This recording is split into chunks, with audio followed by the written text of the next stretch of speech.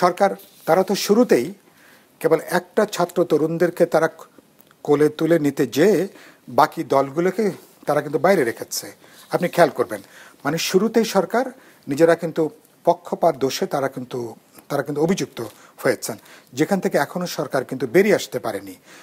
এখন সরকার, যে সরকার আমাদের সবার সমর্থিত সরকার, রাজনৈতিক দল, জনগণের সকল অংশ, যাকে আমরা সরকারকে সমর্থন জুগিয়ে আসছি, সেই সরকারের নিরপেক্ষতা যখন প্রশ্নবিদ্ধ হয়, সেটা তো এক ধরনের বড় ধরনের বৈষম্য। তার মানে মনস্তাত্ত্বিকভাবে সরকারের মধ্যেও এক ধরনের বৈষম্যের চিন্তা। সরকারের নিরপেক্ষতা যদি প্রশ্নবিদ্ধ হতে থাকে, তাহলে তো নির্বাচনও স্বাভাবিকভাবেই প্রশ্নবিদ্ধ হবে। আর নির্বাচন প্রশ্নবিদ্ধ যদি হতে থাকে সরকার এটা নিয়ে, তাহলে দলগুলো এ ধরনের একটা অবস্থায় শেষ পর্যন্ত নির্বাচনে যাবে কি না, যাওয়ার ক্ষেত্রে কি দাঁড়াবে, এটা নিয়ে তো বড় প্রশ্ন আসবে। সেজন্য উচিত হবে, যেহেতু আমরা প্রফেসর ইউনূসের সরকারকে নিয়ে আমরা নির্বাচনে যেতে চাই, আজকের এদিন পর্যন্ত যদি আমি দায়িত্ব নিয়ে বলি, তাহলে তার দায়িত্ব কি? তার দায়িত্ব হবে যেসব কারণে তার সরকার বিতর্কিত হয়েছেন, তার উপদেষ্টা মণ্ডলীর কারণে, উচিত হবে বিতর্কিতদেরকে অনেক আগেই তাদেরকে সেখান থেকে অপসারণ করা। আমি বলেছি, প্রয়োজন বোধে নতুন প্রজ্ঞাবান বিজ্ঞবান ব্যক্তিদেরকে নিয়ে উপদেষ্টা মণ্ডলী আপনি পুনর্গঠন করুন। এক।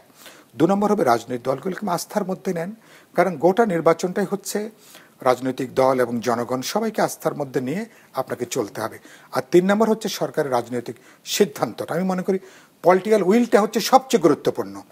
যদি আপনি ডিসাইসিভনেস থাকে যে আমি সবাইকে আস্থার মধ্যে নেব এবং আমি সত্যি সত্যি এটা লেভেল প্লেইং ফিল্ড তৈরি করব, আমি কারোর সাথে ডাবল স্ট্যান্ডার্ড কোনো আচরণ করব না, তাহলে কিন্তু নির্বাচনটা করা সম্ভব। এটা তাহলে নির্ভর করবে সরকারের সদিচ্ছার উপরে। সরকার যদি সেটা দেখাতে ব্যর্থ হয়, কেবল সরকার ডুববে না, পুরো অভ্যুত্থানও কিন্তু, এবং আগামী নির্বাচনও যদি ভণ্ডুল হবার কোনো আশঙ্কা থাকে, তাহলে কিন্তু বাংলাদেশ কিন্তু ভূতের মতন, ওই ভূত নাকি পেছনে হাঁটে, তাহলে বাংলাদেশেও কিন্তু দেখা যাবে যে আবার আমরা পেছনে হাঁটছি, অনেক অনাকাঙ্ক্ষিত বিপর্যয়ের মধ্য দিয়ে যাওয়ার ঝুঁকিটা বাড়বে, যেটা আমরা কেউ দেখতে চাই না।